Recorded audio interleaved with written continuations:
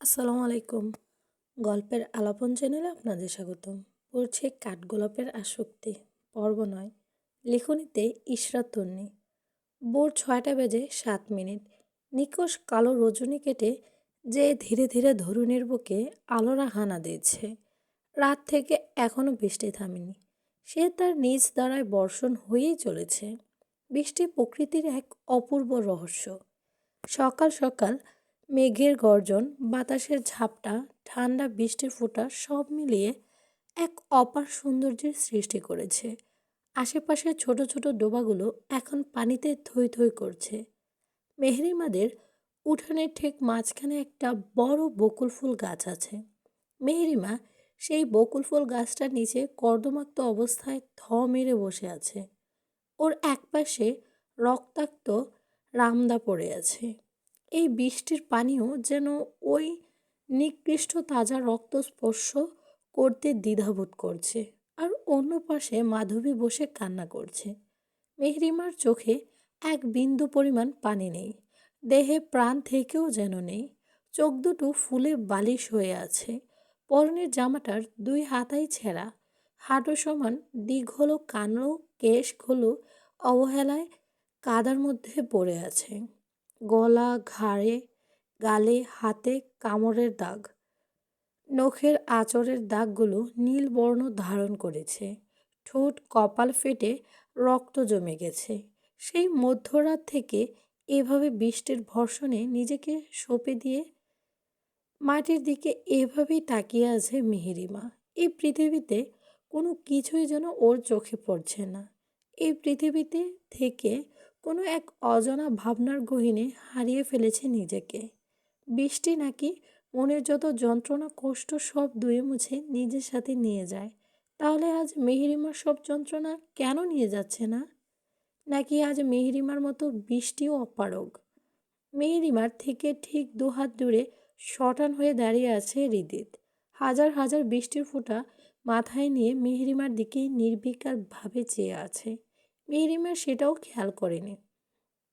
হৃদিতের মনের ভেতর কী চলেছে সেটা তার অতি সাধারণ দৃষ্টি থেকে বোঝার উপায় নেই। অনেকক্ষণ বৃষ্টিতে ভেজার দরুন নীল রঙের মণিজোড়া দেখতে ফ্যাকাশে লাগছে। আজ পুরো হৃদিতটাই যেন শান্ত হয়ে গেছে। ঠিক জ্বর ওঠার আগে প্রকৃতি যেমন শান্ত হয়ে যায়। হৃদিতের এই স্বাভাবিক রূপ দেখে তাওয়ান তাইফ শুকনো ঢোক গিলছে বারবার। হৃদিতের হিংস্রতার সাথে খুব ভালোভাবে পরিচিত ওরা। শিহাব হসপিটালে অ্যাডমিট আছে। তখন সেই মধ্যরাতে শিহাবের সাথে ধস্তাধস্তির এক পর্যায়ে মেহরিমা শান্ত হয়ে যায়। শিহাব তখন কুটিল হেসে নিজের কার্য হাসিলে লেগে পড়ে। মিনিট দুয়েক পর শিহাবের এক গগনবিধারী চিৎকার দিয়ে নিজের চোখে ধরে মেহরিমার পাশেই পড়ে যায়। শিহাবের চোখে দিয়ে অনবরত রক্ত ঝরছে। মেহরিমা নিজের মাথায় থাকা সরু চিকন ক্লিপ দিয়ে সুযোগ বুঝে শিহাবের চোখে আঘাত করেছে। মেহরিমা তখন চটজলদি উঠে পড়ে একদরে কিচেন থেকে রামদা এনে শিহাবের কাতরানো অবস্থায় ওর ডান বাহুতে কোপ বসায়। পরপর দু পায়ে থাইয়ের উপর অনেকগুলো কোপ বসায়। শিহাব একের পর এক চিৎকার দিয়ে নিজের প্রাণ ভিক্ষা চেয়েই চলেছে। কিন্তু মেহেরিমার থামার কোনো নাম নেই। মধ্যরাতেই বৃষ্টির শব্দের সাথে সেই করুণ চিৎকারের শব্দ পরিবেশ ক্রমশ আরও ভারী করে তুলেছে। মেহেরিমার ভেতর যেন কোনো এক অদৃশ্য শক্তি ভর করেছে। মেহেরিমা রুদ্রমূর্তি দেখে মাধবী মেহেরিমার নিকট আসার সাহস পাচ্ছে না। বুকে আরও কয়েকটা কোপ বসাতে ওইখানে সেন্সলেস হয়ে পড়ে যায় শিহাব। ততক্ষণে শিহাবের চিৎকার শুনে শেখ বাড়ির মেন গেটের তালা ভেঙে আশেপাশে সবাই উপস্থিত হয়েছে। ঘরের মেন ডোরে সবাই মিলে করাঘাত করেই চলেছে। মাধবী এবার অতিরিক্ত ভয় পেয়ে যায়। সাথে সাথে দৌড়ে এসে মেহেরিমাকে ঝাপটে ধরে কান্না করতে করতে বলে, মিহু, মায়ের ফোন বন্ধ। আমি অনেকবার চেষ্টা করেছি কিন্তু কল ঢোকেনি। বাবা তো ফোনই নিয়ে যায়নি। পাড়ার সকলে চলে এসেছে আমাদের বাড়ি। এখন কি হবে মিহু? এ এই শিহাব কি মারা গেছে? মেহেরিমার কোনো উত্তর না দিয়ে আলগোলে মাধবীর থেকে নিজেকে ছাড়িয়ে রামদাটা হাতে নিয়ে বিধ্বস্ত অবস্থায় ড্রয়িং রুমের দরজা খুলে দেয়। পাড়ার প্রতিবেশীরা মিহিরিমার এহেন রূপ দেখে কিংকর্তব্য বিমূঢ়। মিহিরিমা সকলের দিকে এক পলক চেয়েই বাইরে বের হয়ে যায়। মিহিরিমার হাতে রামদা থাকায় কেউ আর কিছু বলার সাহস পায় না। মেহরিমার পেছন পেছন মাধবীও এক ছুটে বের হয়ে যায় ঘর থেকে। তৎক্ষণাৎ সবাই ঘরে ঢুকে নিজেদের কানে শোনা সেই বীভৎস চিৎকারের উৎস খুঁজতে লাগে। অবচেতন অবস্থায় রক্তাক্ত শিহাবকে বিছানায় পড়ে থাকতে দেখেই হইচই পড়ে যায়। সেকেন্ডের ব্যবধান কয়েকজন মিলে তক্ষুনি শিহাবকে শহরের হাসপাতালে নিয়ে যায়। মেহেরিমাদের ঘরের সামনে থাকা বাল্বের সাদা আলোয় বাড়ির আঙিনায় ঝলমল করছে। মেহেরিমা বকুল গাছের নিচে এসে হাতে থাকা দা ফেলে দিয়ে ধপ করে ওইখানেই বসে পড়ে। শিহাব করুণ অবস্থার কথা শুনতে মেহেরিমার চাচিরা এক প্রকার ছুটে আসে শেখ বাড়িতে, আর চাচারা শহরের হসপিটালের উদ্দেশ্যে রওনা দেয়। শিহাবের মা তীব্র আক্রোশ নিয়ে মেহেরিমার চুলের মুঠি ধরে অকথ্য ভাষায় গালাগালাজ করতে থাকে আর থাপড়াতে থাকে। শিহাবের ছোট চাচি মেহেরিমাকে কাদায় ফেলে ইচ্ছে মতো লাথাতে থাকে। মেহেরিমা একদম চুপ। মাধবী হাত জোড়া করে সবার পায়ে পড়ে, থামাতে পারে না। গ্রামের মানুষ তখন তামাশা দেখতে ব্যস্ত, অথচ সবাই নিজেদের দুর্দিনের সঙ্গী জলিল শেখের দুটো প্রাণকে বাঁচাতে কেউ এগিয়ে আসে না। তখনই হঠাৎ হৃদিতের আগমন ঘটে শেখ বাড়িতে। শেখ বাড়িতে এই প্রথম পা দেয় হৃদিত। ওর পদধ্বনির শব্দ প্রতিটি মানুষের হৃদয় ভয়ে কুঁকড়ে ওঠে। হৃদিতকে দেখতেই সকলের হইচই থেমে যায়। মেহেরিমার দুই চাচিও মেহেরিমাকে ছেড়ে দেয়। হৃদিত ওদের দিকে এক পলক তাকাতেই ওরা ভয়ে কেমন জুবুথুবু হয়ে তৎক্ষণাৎ শেখ বাড়ি ত্যাগ করে। সেই তখন থেকে এভাবেই বসে মেহেরিমা, আর ওর ঠিক সামনে একইভাবে দাঁড়িয়ে আছে হৃদিত। অবনী শেখ আর জলি শেখ দৌড়ে এসে বাড়ির ভেতর প্রবেশ করে। রাতে ফোনে চার্জ না থাকায় অবনী শেখের ফোনটা বন্ধ হয়ে গিয়েছিল, তাই এসবের কিছুই জানতে পারেননি ওনারা। প্রায় ঘন্টাখানেক আগে হসপিটালের পরিচ্ছন্নতা কর্মী থেকে সবটা শুনে তৎক্ষণাৎ বাড়ির উদ্দেশ্যে রওনা দেন ওনারা। হসপিটাল থেকে বাসায় আসতে ৮ ঘন্টা সময় লাগে। এত সকালে কোনো ভ্যান না পাওয়ায় পায়ে হেঁটে আসতে ওনাদের প্রায় ৪৫ মিনিটের মতো লেগেছে। বাড়ির মধ্যে প্রবেশ করতে দুটো মেয়ের বিধ্বস্ত অবস্থা দেখতে পেয়ে এদিকে ছুটে যান অবনী শেখ। দুই মেয়েকে নিজের হাতে আগলে নিতে হাউমাউ করে কেঁদে ওঠে মাধবী। অনেকক্ষণ ধরে একইভাবে বৃষ্টিতে ভিজে অতিরিক্ত কান্নার ফলে কথা বলতে পারছে না মাধবী। মেহেরিমা তখনও নিশ্চুপ, ওর কোনো হেলদোলই নেই। জলিল শেখ ধীরে গতিতে এগিয়ে এসে কাদার মধ্যে বসে মেহেরিমাকে আগলে নিতেই মেহেরিমার শরীরের অতিরিক্ত তাপমাত্রা অনুভব করতে পারে। নিজের প্রাণের চেয়ে প্রিয় দুটো ফুলের এতটা নির্মম অবস্থা দেখতেই বাবা নামক মানুষটার মনটা হু হু করে কেঁদে ওঠে।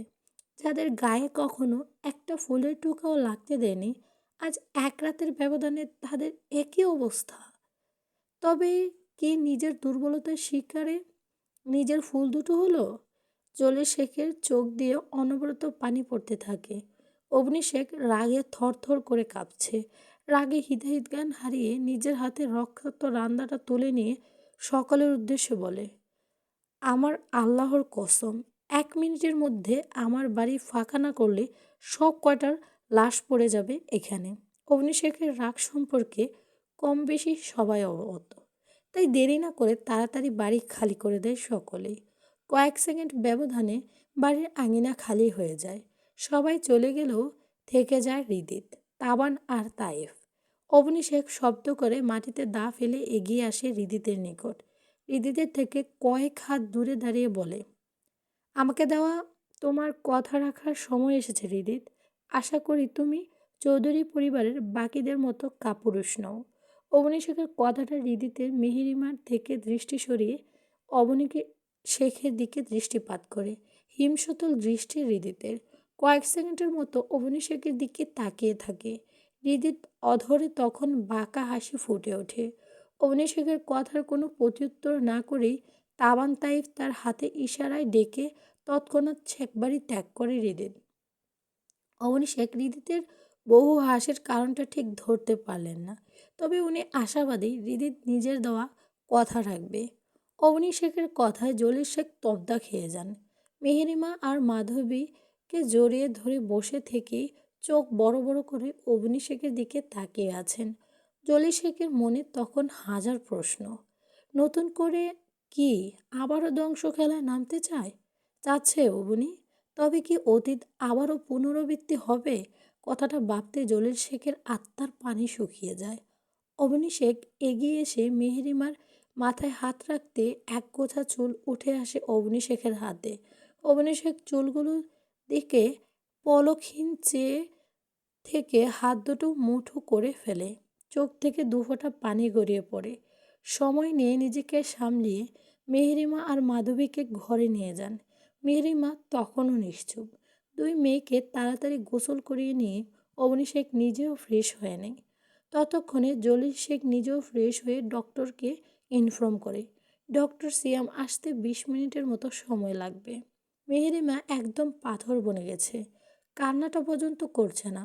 অবনী শেখ মেহেরিমার জন্য ভেতর ভেতর চিন্তিত হলেও মেহেরিমাকে সময় দিচ্ছেন উনি। তারপর না হয় সবটা জানা যাবে। অপরদিকে মাধবী কেঁদেই চলেছে। অবনী শেখের কোলের উপর মাথা রেখে মেহেরিমা আর মাধবী কাঁথা গায়ে দিয়ে চোখ বন্ধ করে শুয়ে আছে। অবনী শেখ ওদের মাথায় হাত বুলিয়ে দিচ্ছে। হঠাৎ তখনই শেখবাড়িতে পুলিশের আগমন ঘটে। এটা পর্ব 10। সুবিশাল অম্বর তার নিজের বর্ষণ থামিয়েছে প্রায় 10 মিনিটের মতো হতে চলল। আনন্দপুর থানার এসআই এসেছে শেখ বাড়িতে। জলিল শেখ ভালো মন্দ টুকটাক কথা বলে ওনাদেরকে ড্রয়িং রুমে বসিয়ে রেখে মেহেরিমার ঘরে আসে। অবনী, এসআই অমিত সাহা এসেছে, ওনাদেরকে বসতে বলো, আমি। জলিল শেখ হ্যাঁ সূচক মাথা নাড়িয়ে ওখান থেকে চলে আসেন। ওনাদের নাস্তার ব্যবস্থা করে 5 মিনিট পরেই অবনী শেখ উপস্থিত হন ড্রয়িং রুমে। সালামের বিনিময় করে জিজ্ঞেস করে, আমরা তো আপনাকে ইনফর্ম করি নাই স্যার। চৌধুরী বাড়ি থেকে আমাদের ইনফর্ম করা হয়েছে, আর গ্রামের মানুষদের থেকে সবটা শুনেছি আমরা। এখন আপনার 2 মেয়ের মুখ থেকে সবটা শুনতে চাই। প্রত্যক্ষ প্রমাণ ছাড়া তো আমরা কিছুই করতে পারি না। প্রথমত, চৌধুরী বাড়ির কারোর সাহায্য আমাদের প্রয়োজন নেই স্যার। দ্বিতীয়ত, আমার মেয়ে দুইটা মানসিকভাবে ঠিক নেই এখন, তাই আমি চাই ওদেরকে আর মেন্টালি কোনো স্ট্রেস দিতে। দ্বিতীয়ত, যদি প্রত্যক্ষ প্রমাণ পেয়েই থাকেন তাহলে কি ওই ছেলে ফাঁসি হবে? ফাঁসি হয়তো হবে না, কারণ ছেলেটা অনেক বেশি আঘাত পেয়েছে, আর এরকম কেসে সচরাচর এই সর্বোচ্চ 10-12 বছর জেল হয়। আর আমার মেয়ে যে আঘাতটা পেয়েছে সেটা কি হবে স্যার? আজ যদি ও নিজের রক্ষা করতে না পারতো, নিজের সর্বস্ব হারিয়ে ফেলতো, তখন কি হতো? এই যে এখন গ্রামের মানুষের মুখে মুখে আমার মেয়েকে নিয়ে হাজার বাজে কথা শোনা যাচ্ছে, এর দায়ভার কে নেবে? যদি ওই সোসাইটির এইসব সো কল্ড রোলসের কথাবার্তা আমি ডোন্ট কেয়ার করে চলি, তবুও একটা নিষ্পাপ মেয়ের এত কিছু দায়ভার কেন নেবে? সব সময় মেয়েদের দিকেই কেন আঙুল উঠবে? অবনী শেখের কঠিন প্রশ্নের সম্মুখীন হয়ে কিছুক্ষণ থমকে বসেন অমিত সাহা। বেশ কিছুক্ষণ কেটে যাওয়ার পর উনি বললেন, আপনার মেয়ে সাহসী, নিজেকে রক্ষা করেছে, ক্রিমিনালকে শাস্তি দিয়েছে। আশা করি ও এইসব কিছু খুব শীঘ্রই কাটিয়ে উঠতে পারবে। না স্যার, আমার মেয়ে সঠিক শাস্তি দিতে পারেনি। ওর উচিত ছিল বড়ি থেকে মাথাটা আলাদা করে দেওয়া। ওই জানোয়ারের ভাগ্য ভালো ও নীলাক্ষী শেখের হাতে পড়েছে। অবনী শেখের কথায় অমিত সাহা সহ ওনার সহযোগী পুলিশ হতভম্ব হয়ে যান। এ কি কঠিন সত্তার নারী জাতি! অমিত সাহা ওনার এত বছরের চাকরি জীবনে এমন সুন্দর মুখশ্রী কঠিন সত্তার নারী দেখেননি। উনি নিজের হতভম্ব ভাবটা কাটিয়ে বলেন, তাহলে আপনারা কোনো কেস ফাইল করতে চাচ্ছেন না? আপাতত না স্যার, প্রয়োজন পড়লে আমরা নিজেই আপনার দৌড় গড়ায় যাব। তারপর আরও কিছু কথা বলে অমিত সাহা। ওনার সহযোগীকে নিয়ে সে একবারই ত্যাগ করে। অমিত সাহা খুব করে মন চাইল পিছু ফিরে কঠিন সত্তার নারী মুখটা শেষবারের মতো একবার দেখতে, কিন্তু উনি নিজের ইচ্ছায় এক বালতি পানি ঢেলে আর পিছু ফিরে তাকালেন না।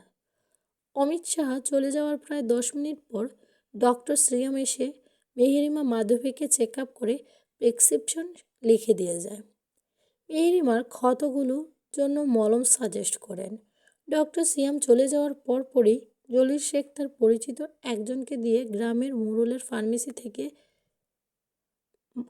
মোড়ের ফার্মেসি থেকে মেডিসিন সহ মলম আনিয়ে নেন। অবনী শেখ 2 মেয়েকে জোর করে একটুখানি খাইয়ে মেডিসিনগুলো খাওয়ায়। মাধবীর ঠান্ডা লেগেছে অতিরিক্ত, তাছাড়া মোটামুটি সুস্থ। এদিকে মেহেরিমার শরীর কাঁপিয়ে জ্বর এসেছে, বিছানায় মায়ের কোলে ঘাপটি মেরে পড়ে আছে। অভিষেক মেহেরিমার মাথায় জলপট্টি দিচ্ছে, মাধবী গরম গরম আদা চা খাচ্ছে। জলিল শেখ অতিরিক্ত মাথা যন্ত্রণার জন্য নিজের ঘরে রেস্ট নিচ্ছেন। জ্বরের মেডিসিন নেওয়ার জন্য সাথে জলপট্টি দেওয়ায় প্রায় আধ ঘন্টা পরেই মেহেরিমার জ্বর নেমে যায়। অভিষেক মেহেরিমার মাথায় হাত বুলিয়ে দিয়ে বলেন, এখন কেমন লাগছে মা? ভালো। কিছু খেতে মন চাচ্ছে? হুম। ওদের কথার মাঝেই ঘরের সামনে উপস্থিত হয় হৃদিত, তাবান তাইফ, আয়েশা চৌধুরী, আতিয়া চৌধুরী, আজাদ চৌধুরী ও ত্রিদা। ওদের গ্রামের কাজী সাহেবকে দেখতেই অভিষেক ঘটনা যা বোঝার বুঝে যায়। হৃদিতের দিকে তাকিয়ে অভিষেক মুচকি হাসেন। তার বিপরীতে হৃদিতের ঠোঁট ক্ষীণ বাঁকা হাসি ফুটে ওঠে। ত্রিদা দৌড়ে এসে মেহেরিমার পাশে বসে, মেহেরিমার সাথে টুকটাক কথা বলে। বাকিরাও এগিয়ে আসে। সবাইকে রুমে আসতে দেখে অভিষেক বেডের সাথে বালিশ রেখে মেহেরিমাকে হেলান দিয়ে বসিয়ে দেয়। মেহেরিমা মলিন মুখে সবার সাথে খুবই সীমিত কথা বলে। মেহেরিমার মনের অবস্থা বুঝতে পেরে ওকে কেউই ডিস্টার্ব না করে সবাই ড্রয়িং রুমে চলে যায়। মাধবীও অভিষেককে কাজে সাহায্য করার জন্য রুম থেকে বেরিয়ে যায়। থেকে যায় হৃদিত, ত্রিধা আর মেহেরিমা। হৃদিত ত্রিধার দিকে তাকাতে ত্রিধাও রুম থেকে চলে যায়। মেহেরিমা এইসবের কিছুই খেয়াল করেনি। চোখ বন্ধ করে আতশোয়া হয়ে বসে আছে মেহেরিমা।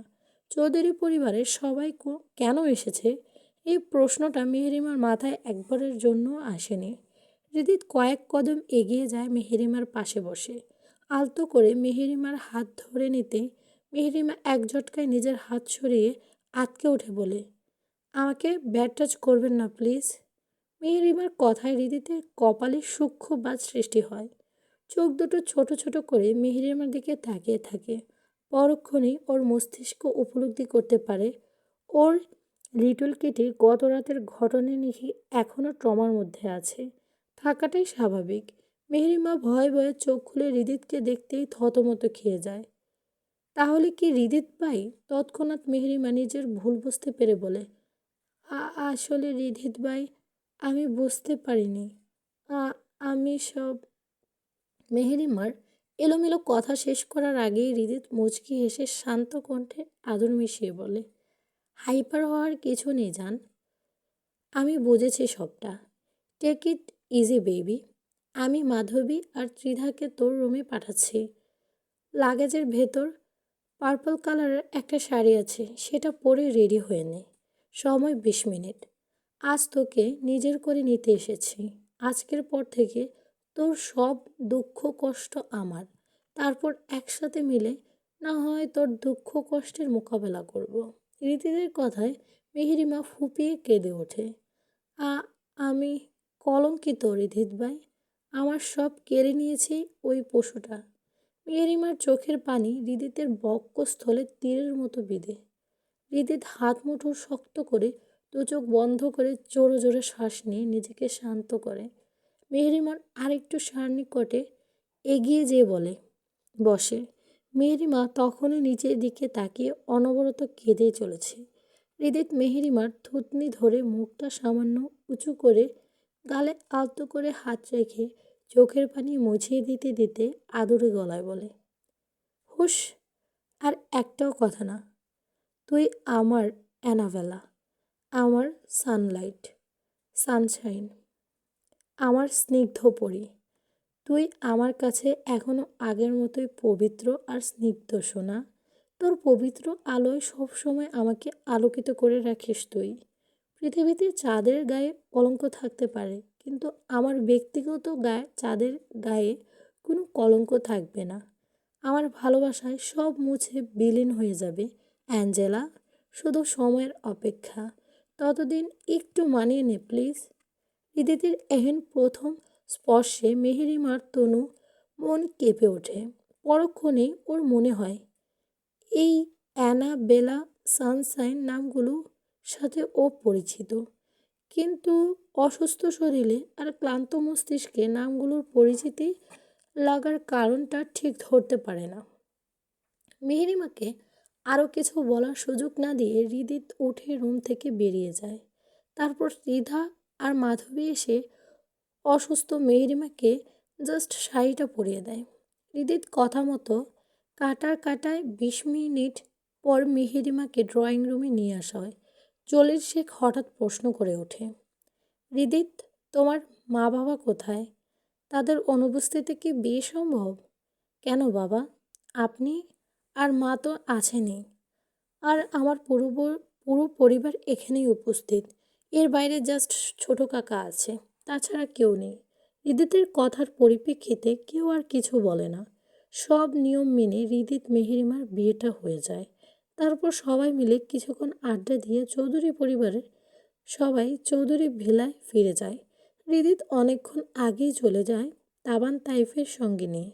মেহেরিমার বিয়ের সব নিয়ম পালন করে তক্ষুনি রুমে এসে শাড়ি পরিবর্তন করে শুয়ে পড়েছে। মেডিসিনের মধ্যে ঘুমের মেডিসিন থাকায় মেহেরিমা শুয়ে পড়তে ঘুমের দেশে পাড়ি দেয়। মেহেরিমা একবার রাত 7টার সময় ঘুম ভাঙে। মাঝে দুপুরে ওকে একবার তুলে দুপুরের খাবার খাইয়ে গেছে অভিষেক। রাতে 3 ঘন্টার মতো জেগে থেকে একটু রাতের খাবার খেয়ে আবারও ঘুমিয়ে পড়ে মেহেরিমা। আজ মাধবী মেহেরিমার সাথে ঘুমিয়েছে। ফজরের আজানের শব্দে মেহেরিমার ঘুম ভেঙে যায়। কিছুক্ষণ এপাশ ওপাশ করে নামাজ পড়ার জন্য উঠে বসে। ঠিকঠাকভাবে ঘুম হওয়াতে মেহেরিমার মাথাটা এখন বেশ পাতলা লাগছে। হঠাৎ টিউবওয়েলে চেপে পানি ওঠানোর শব্দ কর্ণগোচর হতেই মেহেরিমা বিছানা থেকে নেমে ড্রয়িং রুমে আসে। এখন আর শব্দটা শোনা যাচ্ছে না। 2 মিনিট পরে আবারও সেম শব্দ শুনতে পায় মেহেরিমা। মেহেরিমা দরজা খুলতে নিলেই খেয়াল করে দরজাটা জাস্ট লক করা। মেহেরিমা দরজা লক খুলে সিঁড়ি সিঁড়িতে এসে দাঁড়িয়ে দেখতে পায় অবনী শেখ রক্তাক্ত রামদা ধুচ্ছে। মেহেরিমা যেন নিজের চোখকে বিশ্বাস করতে পারছে না। চোখ দুটো বড় বড় করে অবনী শেখের দিকে তাকিয়ে আছে। অবনী শেখ নিজের কাজ সম্পূর্ণ করে অজু করে পেছনে ফিরতেই মেহেরিমাকে দেখে মুচকি হাসে। অতঃপর দাটা ওইখানে রেখে মেহেরিমার নিকট এসে বলল, শরীর ঠিক আছে মা? অবনী শেখের কথার প্রত্যুত্তর না করে মেহেরিমা পাল্টা প্রশ্ন করে, তুমি কোথায় গিয়েছিলে মা? আর ওইটাতে রক্তই বা কেন? কোথা থেকে আসলো? পৃথিবী থেকে পাপ মুছে দিয়ে আসলাম। ওই পাপের সাথে তোর কোনো কলঙ্ক, তোর সব কলঙ্ক মুছে দেব। অবনী শেখের স্বাভাবিক কথাটা মেহেরিমা একদম স্বাভাবিকভাবে নিতে পারে না। ও থরথর করে কেঁপে উঠে পড়ে যেতে নিলেই অবনী শেখ দুহাতে মেহেরিমাকে আগলে নেয়। সকাল 7টা বেজে 10 মিনিট। মেহেরিমা চোখ খুলে নিজেকে নিজের বিছানায় আবিষ্কার করে। পাশে তাকাতেই মাধবীর বিবর্ণ মুখটা চক্ষুগোচর হয়। মেহেরিমা মাধবী কিছু জিজ্ঞেস করতে নেবে তার আগেই ওদের বাড়ির পাশে 10 বছরের প্রিয়া নামের একটা ছোট্ট বাচ্চা মেয়ে মেহেরিমার ঘরে প্রবেশ করে। মেহেরিমার সাথে খুব মিল মেয়েটার। মেহপু, এখন ভালো আছো নি? আলহামদুলিল্লাহ। তুই কেমন আছিস? আলহামদুলিল্লাহ, আমিও ভালো আছি। গ্রামে কি ঘটেছে শুনবার পারছো তোমরা? মেহেরিমা ব্রোজোড়া কোচকে প্রিয়ার দিকে তাকাতেই প্রিয়া হড়বড়িয়ে বলতে শুরু করে, হাসপাতাল থেকে তুমগোর সাসার সেই ছেলেটা লাপাত্তা হয়ে গেছে। নিজের শাস্তির ভয়ে বোধহয় গান ফিরতেই পালিয়েছে। ধরা পইরা গেছে যে।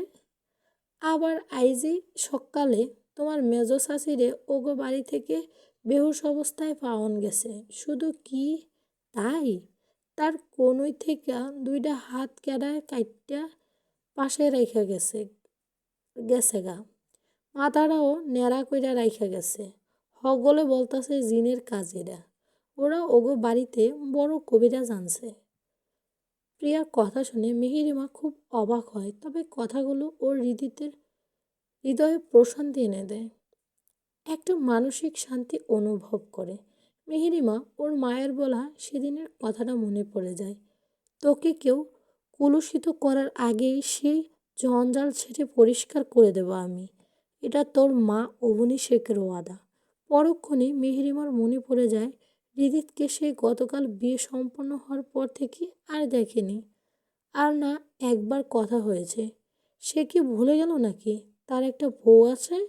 নাকি আমি নিজেই হৃদিত ভাইকে বেশি মিস করছি? কথাগুলো ভাবতেই মেহেরিমার মুখে লাজুক হাসি ফুটে ওঠে।